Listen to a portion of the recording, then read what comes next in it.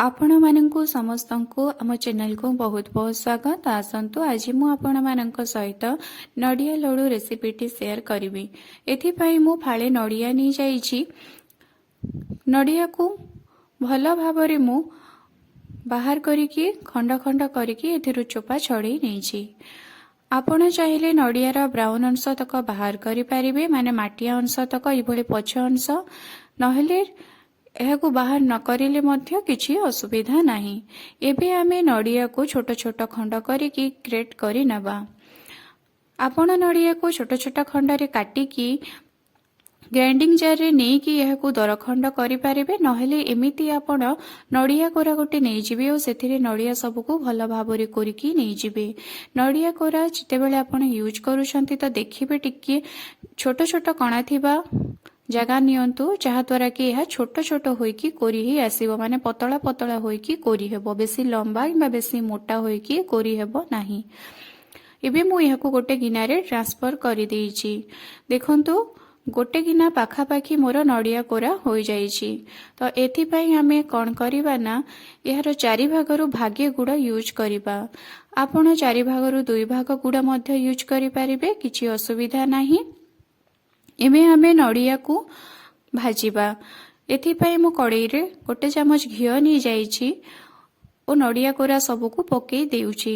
एहाकु हमें बेसी लाल हेबा पर्यंत भाजिबा नाही, जस्ट एहार पानी अंश टिके सुखि जिवो ओ एहार बास्ना जेते बेले पळे आसीबो सेते बेले हमें एहाकु गोटे जगह को ट्रांसफर करि देबा। लाल हेबा पर्यंत भाजिबा किछि दरकार नै, बस टिके सुखिला करिवार अछि। एबे हमें से समान कड़ाई रे टिके पानी नहीं जिबा। जदि आपण चारि भाग गुड़ नेउछंती तो चारि भागर भागी आपण पानी नहीं जिबे। गुड़ सबको एबे हमें पानी रे पकाई देबा। पानी एथि पई हमें यूज करूछे जे गुड़टा तळी लागिबो नाही बा पोड़िबो नाही। एबे हमें गुड़ को मेल्ट हेबा पई छाडी देबा।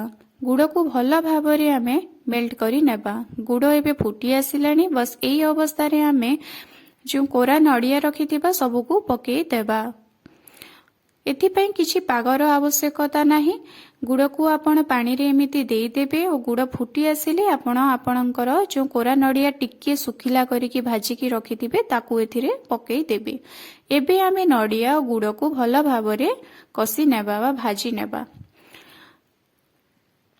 5 मिनिट पर्यंत लो फ्लेम रे याकू मु भल भाबरे भाजिबा परे मध्य यहा एथिरो पानी सुखी नाही, जस्ट पानी टिके बाहरुछि। यहाकू आमे पानी सुखिबा पर्यंत भाजी चालिबा। एथिरे मु गोटे कप नडिया कोरा नेइछि। गोटे कप रो चारि भागरु भागे मु गुड़ नेइछि एवं गुड़ मु जेतिकी नेइछि गुड़र चारि भागरु भागे एथिरे मु पानी यूज करूछि।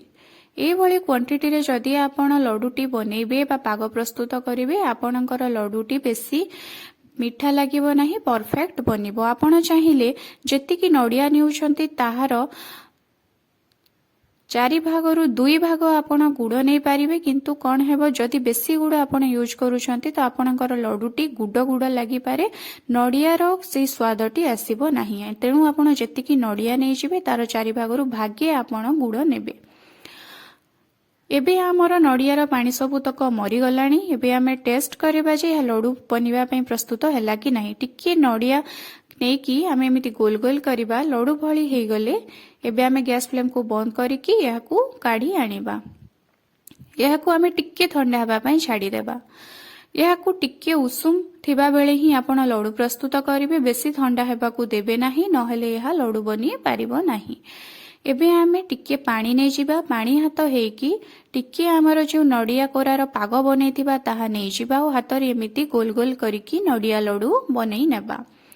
पानी हाथ एथि पई हेबा जे जेहेतु यह गरम थिबो त टिके पानी हाथ हेई देले यह बेसी हमको गरम लागिबो नाही।